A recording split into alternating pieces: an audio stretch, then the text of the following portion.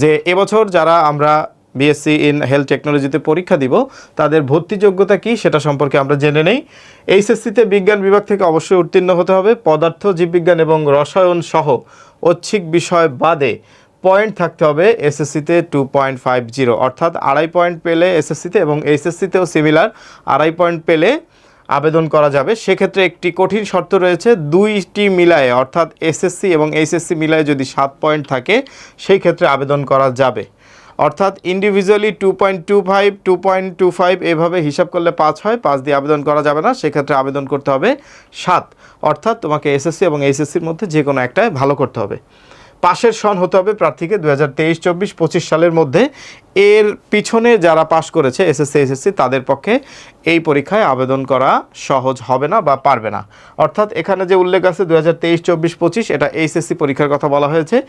এই 3 বছরে যারা এইচএসসি পরীক্ষা দিয়েছিল তারাই শুধুমাত্র এই পরীক্ষায় আবেদন করতে পারবে।